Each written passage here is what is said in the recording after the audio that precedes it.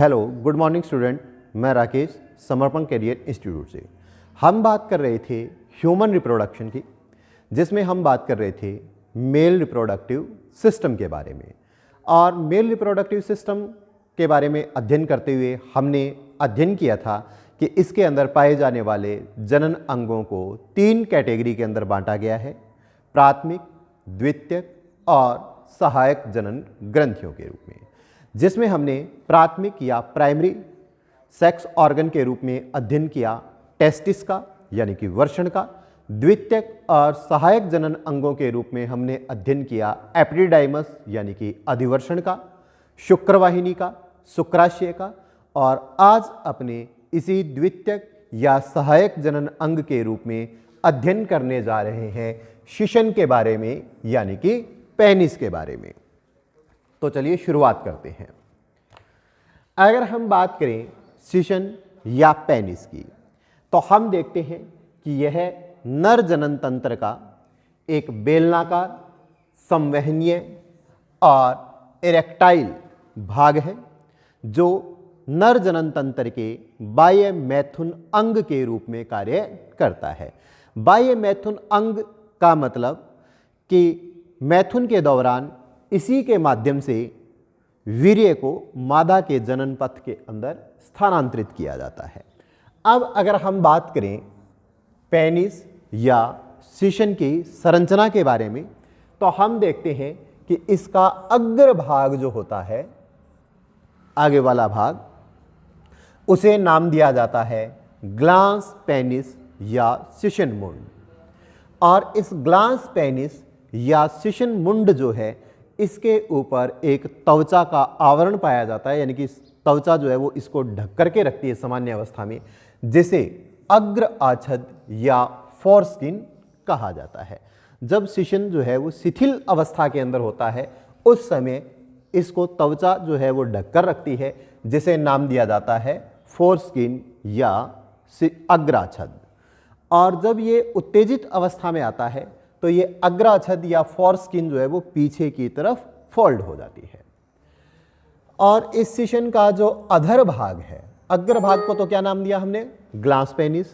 और जो इसका अधर भाग है, ठीक है, उसे नाम दिया जाता है वेजाइना मस्कुलाइनस। क्या नाम दिया जाता है? वेजाइना मस्कुलाइनस। यानी कि अधर या आधार भाग जो है वो भी क्या होता है? चौड़ा होता है, और उसे नाम दिया जाता है वेजाइना मस्कुलाइनस। अब अगर हम इसकी संरचना को और थोड़ा सा डिटेल के अंदर देखें, तो हम देखते हैं कि इसके अंदर 3 आयामी छड़ या 3 डोरियां जो है वो पाई जाती हैं। कहने का मतलब कि शिशन का निर्माण जो है वो 3 डोरियों से या 3 छड़ों से या 3 क्रॉड जो है वो मिल करके करती है। जैसा कि हमने यहाँ पर इस डायग्राम के अंदर दिखाया है कि एक छड़ ये, दूसरी ये और तीसरी ये। तो ये तीनों छड़ें जो हैं वो मिल करके किसका निर्माण करती हैं? शिशन का निर्माण करती है। तो कितनी है? 3। जिनमें से ऊपर वाला जो पृष्ठ भाग है, ठीक है, यानी कि जिसके अंदर पृष्ठ वाला जो भाग है, उसके अंदर 2 डोरियां पाई जाती है। कितनी? 2। और उन्हें नाम दिया जाता है कॉर्पोरा कैवर्नोसा। हमने बात की कि जो शिशन है या जो पेनिस है, उसके अंदर 3 आयामी छड़ या डोरियां पाई जाती हैं, जिनमें से 2 डोरियां जो होती हैं वो होती हैं पृष्ठ पार्श्व की ओर, और एक होती है अधर भाग की ओर। ठीक है, जिनमें से जो 2 डोरियां पृष्ठ पार्श्व भाग की ओर है, उन्हें नाम दिया जाता है कॉर्पोरा कैवर्नोसा। और जो एक डोरी जो बची हुई है, जो अधर भाग की ओर है, उसे नाम दिया जाता है कॉर्पस स्पॉन्जियोसम। क्या नाम दिया जाता है? Corpus spongiosum. जैसा कि अगर हम बात करें यहाँ पर इस डायग्राम की, तो हमने इस डायग्राम के अंदर यहाँ पर शिशन की 3 डोरियों को जो है वो शो किया है, जिनमें से ऊपर वाली जो 2 डोरियां हैं, जो पृष्ठ पार्श्व यानी कि पृष्ठ भाग की तरफ, और पार्श्व यानी कि उसके साइडों में, ठीक है, इसे नाम दिया गया है कॉर्पोरा कैवर्नोसा। और एक डोरी जो वेंट्रल पोजीशन यानी कि अधर भाग की ओर मौजूद है, ये वाली, इसे नाम दिया जाता है कॉर्पस स्पॉन्जियोसम। ठीक है, अब अगर हम इनके कॉर्पोरा कैवर्नोसा और कॉर्पस स्पॉन्जियोसम के बारे में थोड़ी बात और करें तो हम देखते हैं कि कॉर्पोरा कैवर्नोसा यानी कि जो पृष्ठभाग की ओर पाई जाने वाली दो पार्श्वीय डोरियां हैं वो शिशन के आधार भाग से लेकर के जो शिशन मुंड है यानी कि जहां से ग्लांस पेनिस की शुरुआत होती है केवल वहीं तक पाई जाती है। कहने का मतलब यह है कि जो ये कॉर्पोरा कैवर्नोसा है वो पूरे पेनिस या शिशन की लंबाई के अंदर न होकर के केवल और केवल कहां तक पाई जाती है, ग्लांस पेनिस की जहां से शुरुआत होती है वहीं तक। यानी कि कहने का मतलब कि ग्लांस पेनिस या शिशन मुंड जो है उसके अंदर कॉर्पोरा कैवर्नोसा जो है वो नहीं पाया जाता।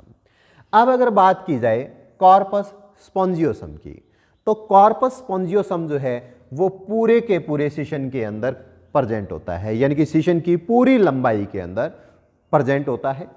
ठीक है, तो इसका मतलब ये हो गया कि अगर बात की जाए कॉर्पोरा कैवर्नोसा की तो ये जो है वो ग्लांस पेनिस के अंदर नहीं प्रेजेंट होता। ग्लांस पेनिस या शिशन मुंड के अंदर कौन होता है, केवल और केवल कॉर्पस स्पॉन्जियोसम जो है वो प्रेजेंट होता है। और जो कॉर्पस स्पॉन्जियोसम है इसी के अंदर जो है वो मूत्र मार्ग उपस्थित होता है, यूरिथ्रा मौजूद होता है। ठीक है, आगे बढ़ते हैं।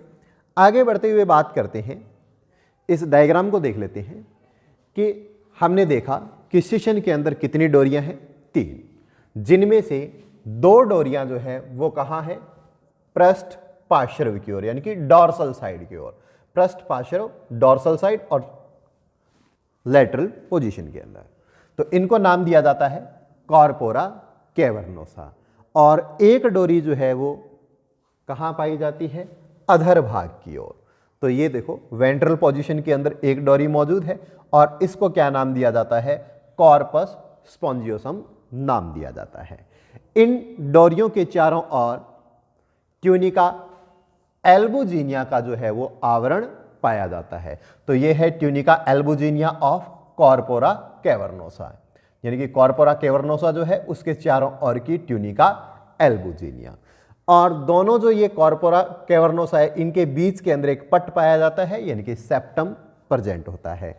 और अगर बात की जाए नीचे वाली इस वेंट्रल डोरी के बारे में तो ये है कॉर्पस स्पॉन्जियोसम और जिसके अंदर क्या है, मूत्र मार्ग या यूरिथ्रा जो है वो प्रेजेंट होता है। अब आगे बात करते हैं कि जब सामान्य अवस्था होती है, नेचुरल पोजीशन, उस समय जो इसकी तीनों डोरियां हैं उनके अंदर जो रक्त कोटर पाए जाते हैं वो खाली होते हैं, यानी कि उनके अंदर जो रक्त कोटर है उनके अंदर ब्लड भरा हुआ नहीं रहता। और इसकी जो पेशियां हैं वो संकुचित अवस्था के अंदर रहती हैं। कहने का मतलब जब नेचुरल कंडीशन के अंदर शिशन होता है, सामान्य अवस्था के अंदर, तो इसकी जो तीनों डोरियां हैं उनके अंदर उपस्थित जो रक्त कोटर है वो खाली रहेंगे, उनके अंदर ब्लड नहीं भरा हुआ होगा। और जो इसकी मसल्स हैं, जो इसकी मांसपेशियां हैं वो संकुचित अवस्था के अंदर रहेगी। इस अवस्था को हम शिशन की शिथिल अवस्था कहते हैं। ठीक है, और इस दौरान इसके द्वारा केवल मूत्र उत्सर्जन का कार्य किया जाता है। और जब बात करें हम लैंगिक उत्तेजना के समय, यानी कि जब शिशन उत्तेजित अवस्था में होता है मैथुन के लिए, तो उस अवस्था की अगर हम बात करें तो हम देखते हैं कि लैंगिक उत्तेजना के समय जो इन डोरियों के अंदर मौजूद जो रक्त कोटर है उनके अंदर रुधिर भर जाता है और इसकी पेशियां जो है वो शिथिल अवस्था के अंदर आ जाती है, जिसके कारण शिशन फूल करके जो है वो बड़े आकार का हो जाता है, यानी कि मैथुन के लिए तैयार हो जाता है। तो ये थी शिशन की स्ट्रक्चर। अब अगर शिशन के मेन फंक्शन के बारे में बात की जाए जनन के अंदर, तो हम यही कहते हैं कि शिशन जो है वो एक नर जनन तंत्र का बाह्य मैथुन अंग है, जिसके द्वारा वीर्य को मादा के जनन मार्ग के अंदर स्थानांतरित करवाने का कार्य किया जाता है। तो इसी के साथ नर जनन तंत्र के द्वितीयक या सहायक जनन अंगों के बारे में हमने अध्ययन जो है वो कंप्लीट कर लिया है। अब हम बात करते हैं नर जनन तंत्र के अंदर पाई जाने वाली कुछ सहायक जनन ग्रंथियों के बारे में। तो अब हम बात करने जा रहे हैं सहायक जनन ग्रंथियों के बारे में। अगर नर जनन तंत्र के अंदर उपस्थित सहायक जनन ग्रंथियों के बारे में बात की जाए तो हम देखते हैं कि इसके अंदर एक तो पाई जाती है प्रोस्टेट ग्रंथि और दूसरी होती है काउपर्स ग्रंथि, जिसे वल्बो यूरिथ्रल के नाम से भी जाना जाता है। तो सबसे पहले बात करते हैं हम प्रोस्टेट ग्रंथि के बारे में। जैसा कि हमने नर जनन तंत्र का जब कंप्लीट डायग्राम बनाया था तो हमने बनाया था कि जो मूत्राशय है उसके आधार भाग में जहाँ से मूत्र मार्ग निकल रहा है उसके साइड के अंदर हमने वहाँ पर प्रोस्टेट ग्रंथि को प्रदर्शित किया था। तो हम बात करते हैं प्रोस्टेट ग्रंथि की, तो ये मूत्र मार्ग के आधार भाग के ऊपर उपस्थित होती है। कि जिस तरह से अगर हम बात करें, ये मूत्राशय था और यहाँ से मूत्र मार्ग जो शीशन से होते हुए आगे निकल रहा था और यहाँ पर प्रेजेंट होती है इस तरह से प्रोस्टेट ग्रंथियाँ, प्रोस्टेट ग्रंथि जिसके अंदर इस तरह से पालीनुमा संरचनाएं, लॉब लाइक स्ट्रक्चर जो है वो पाई जाती है। अब अगर इस प्रोस्टेट ग्रंथि के बारे में बात की जाए तो हम देखते हैं कि इसके द्वारा एक क्षारीय द्रव का स्रावण होता है, यानी कि बेसिक नेचर जो है उसका एक फ्लूइड जो है वो सिक्रीट किया जाता है। किसके द्वारा? प्रोस्टेट ग्रंथि के द्वारा। और ये क्षारीय द्रव जो है वो सीमन यानी कि जो वीर्य है इसका लगभग 15 से 30% भाग का निर्माण करता है। और अगर हम बात करें इस प्रोस्टेट ग्रंथि के द्वारा जो स्रावित होने वाला क्षारीय द्रव है उसके घटकों के बारे में, उसके संगठन के बारे में, तो हम देखते हैं कि इसके अंदर एक तो प्रेजेंट होता है सिट्रिक अम्ल। क्या प्रेजेंट होता है? Citric acid. और इसके अलावा इसके अंदर पाया जाता है फाइब्रिनोलाइसिन। क्या? फाइब्रिनोलाइसिन। और एक होता है स्पर्मीन। इनमें से इस फाइब्रिनोलाइसिन को जो है वो हमेशा याद रखना। अगर हम बात करें इस फाइब्रिनोलाइसिन की फंक्शनलिटी के बारे में या इसके कार्य के बारे में, तो हम ये कहते हैं कि फाइब्रिनोलाइसिन जो है वो सीमन यानी कि वीर्य को तरल बनाए रखने का कार्य करता है, यानी कि उसको स्कंदित नहीं होने देता। क्यों? क्योंकि अगर वीर्य जो है वो स्कंदित हो जाए तो उसके अंदर मौजूद जो शुक्राणु यानी कि स्पर्म है उनकी मोटिलिटी समाप्त हो जाएगी, यानी कि वो गति नहीं कर पाएंगे।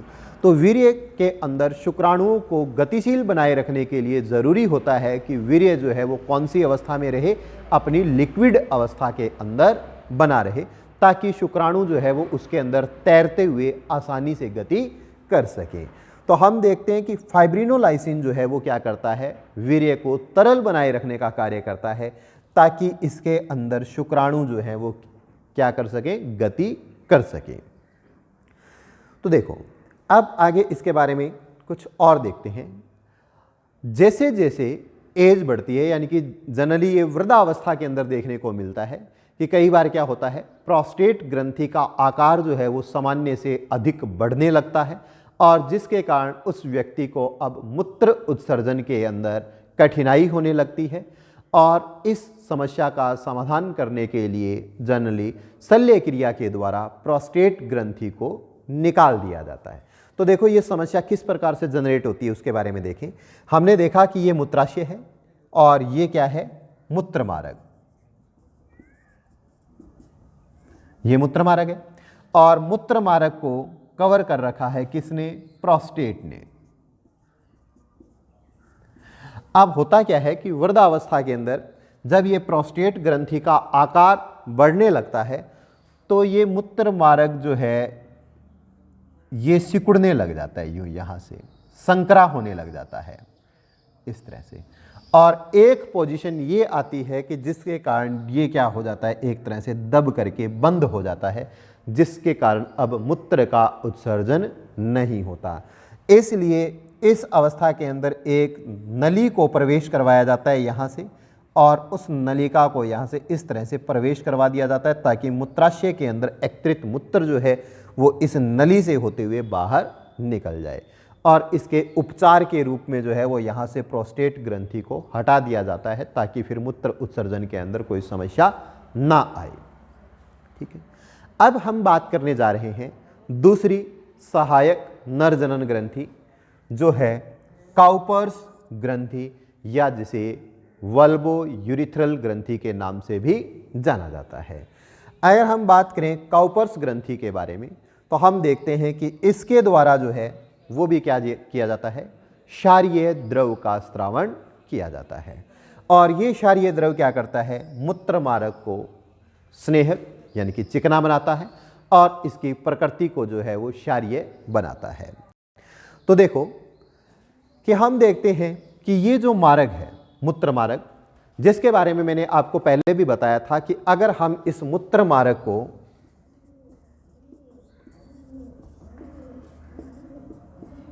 मूत्र जनन मार्ग कहें तो वो ज्यादा उपयुक्त होगा। और इसके पीछे का कारण मैंने आपको बताया था कि इस मार्ग के द्वारा मूत्र उत्सर्जन के साथ साथ मैथुन के दौरान वीर्य का भी उत्सर्जन किया जाता है, यानी कि ये मार्ग मूत्र और वीर्य दोनों के उभय पथ के रूप में कार्य करता है। ठीक है, लेकिन अगर हम बात करें मूत्र की और वीर्य की तो हम देखते हैं कि जो मूत्र है उसकी पीएच जो है वो हल्की एसिडिक होती है, यानी कि हल्का अम्लीय होता है।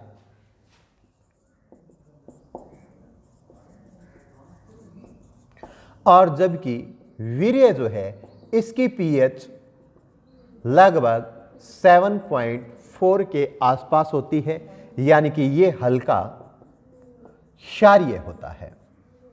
ठीक है, जनरली इस मूत्र मार्ग के द्वारा मूत्र का उत्सर्जन किया जाता है, जिसके कारण इस मार्ग की जो पीएच है वो इस मूत्र उत्सर्जन के कारण क्या हो जाएगी, अम्लीय हो जाएगी। ठीक है, और जबकि यहां से जब वीर्य को गुजारा जाएगा तो उस समय वीर्य की पीएच जो है वो हल्की क्षारीय होती है। इसका मतलब ये है कि इस समय मूत्र मार्ग की जो पीएच है उसको भी क्या होना चाहिए, हल्का क्षारीय होना चाहिए। तो इसलिए वीर्य के उत्सर्जन से पहले जो काउपर्स ग्रंथि है इसके द्वारा एक क्षारीय द्रव का स्रावण किया जाता है, जो मूत्र मार्ग जो है इसको एक तो चिकना बनाता है और दूसरा इसकी पीएच जो है वो हल्की क्षारीय बना देता है। ठीक, तो इसी के साथ हमारा नर जनन तंत्र जो है उसका अध्ययन होता है कंप्लीट, जिसके रूप में हमने अध्ययन किया कि मुख्य या प्राथमिक नर जनन अंग के रूप में पाए जाते हैं टेस्टिस या वर्षण, सहायक या द्वितीयक जनन अंगों के रूप में हमने देखा अधिवर्षण के, शुक्रवाहिनी के बारे में, शुक्राशय के बारे में, शिशन के बारे में, और सहायक जनन ग्रंथियों के रूप में हमने अध्ययन किया प्रोस्टेट ग्रंथि और काउपर्स ग्रंथि के बारे में।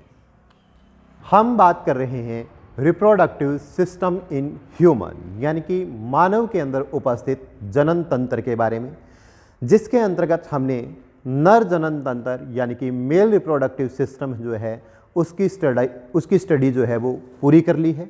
और अब हम बात करने जा रहे हैं मादा जनन तंत्र यानी कि फीमेल रिप्रोडक्टिव सिस्टम के बारे में।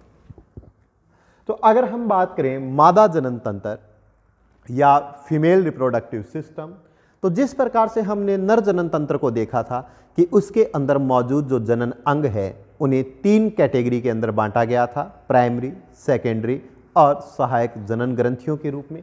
तो उसी प्रकार से हम देखते हैं कि जो फीमेल रिप्रोडक्टिव सिस्टम है या मादा जनन तंत्र है, इसके अंदर मौजूद जो जनन अंग है उसको भी कई कैटेगरियों के अंदर बांटा गया है। जैसे कि सबसे पहले आता है प्राथमिक जनन अंग या मुख्य जनन अंग।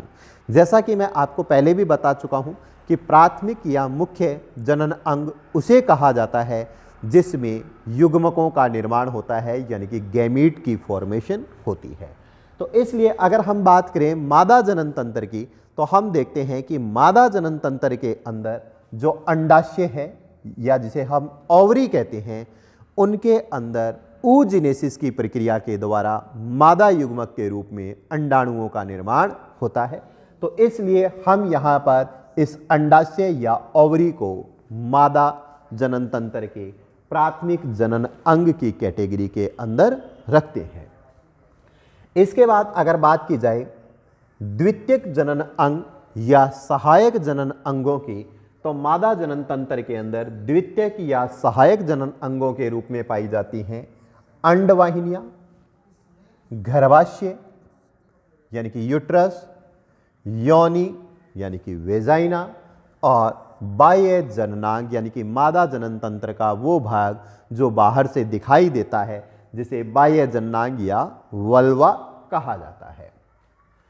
अगर बात की जाए सहायक जनन ग्रंथियों की, तो मादा जनन तंत्र के अंदर सहायक जनन ग्रंथियों के रूप में पाई जाती है बार्थोलिन ग्रंथि, और इसके अलावा पाई जाती है स्तन ग्रंथियां। चूंकि मनुष्य जो है वो मैमल्स है यानी कि स्तनधारी है, और इसलिए इसके मादा सदस्य के अंदर विकसित और क्रियाशील स्तन ग्रंथियां जो है वो पाई जाती हैं, जिनके माध्यम से मादा सदस्य जो है वो अपने नवजात शिशु को स्तनपान करवाते हुए पोषण उपलब्ध करवाती है। यहाँ पर हमने मादा जनन तंत्र जो है इसको एक डायग्राम के रूप में प्रदर्शित किया है, जिसके अंदर अगर हम इन सभी जनन अंगों के बारे में देखें तो हम देखते हैं कि ये है अंडाशय या ओवरी, जिनके अंदर अंड जनन की प्रक्रिया के द्वारा अंडाणुओं का निर्माण होता है। तो मादा जनन तंत्र के अंदर एक जोड़ी अंडाशय या ओवरी जो है वो पाई जाती है। इसके अलावा अगर हम बात करें सहायक जनन ग्रंथियों, सहायक जनन अंगों के बारे में, तो हम देखते हैं कि मादा जनन तंत्र के अंदर सहायक जनन अंगों के रूप में जो है वो पाई जाती हैं अंडवाहिनियां। ये है अंडवाहिनियां या फैलोपियन ट्यूब्स।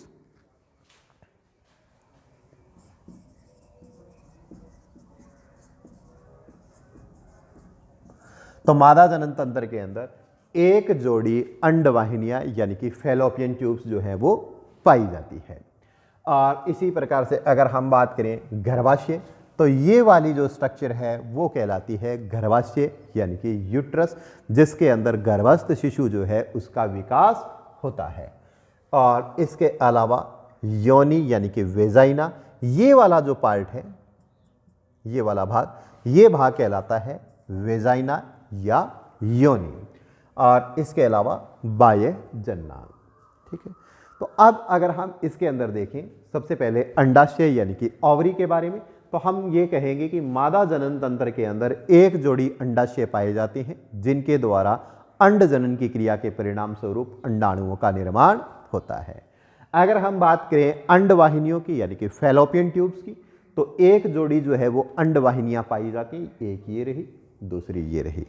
अंडवाहिनी जो है इसको मुख्य रूप से 3 भागों के अंदर बांटा गया है।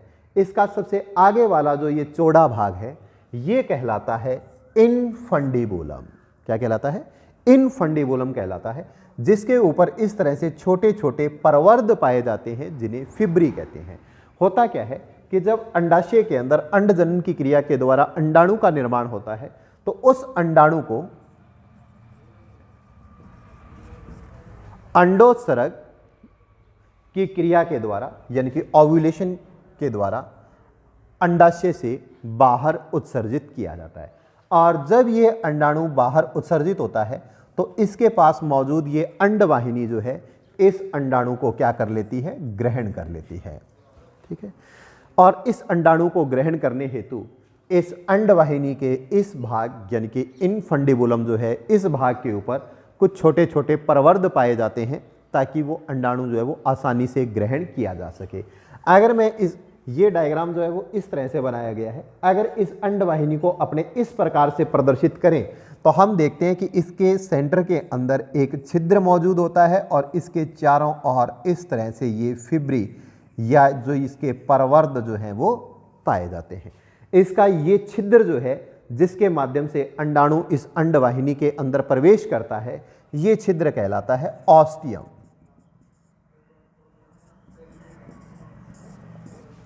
इसके बाद इस इनफंडिबुलम के ठीक पीछे का कीप के आकार का या फूला हुआ जो ये भाग है ये कहलाता है एम्पुला, और इसके बाद ये नलिका के समान या ट्यूब लाइक जो भाग है वो कहलाता है इस्थमस। ठीक है, इसी प्रकार से अगर हम बात करें गर्भाशय की यानी कि यूट्रस की,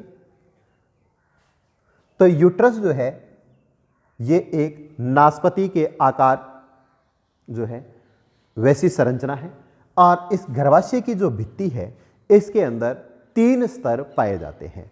सबसे बाहर की तरफ पेरीमेट्रियम, उसके बाद फिर मायोमेट्रियम और सबसे अंदर की तरफ पाया जाता है एंडोमेट्रियम। गर्भाशय का सबसे नीचे वाला जो ये भाग है, ठीक है, संकरा भाग, इसे नाम दिया जाता है गर्भाशय गिरवा या सर्वाइकल कैनाल, और इसके आगे का जो भाग आता है वो कहलाता है वेजाइना या योनि। तो ये था मादा जनन तंत्र के अंदर मौजूद जो जनन अंग हैं उनका थोड़ा थोड़ा जनरल इंट्रोडक्शन।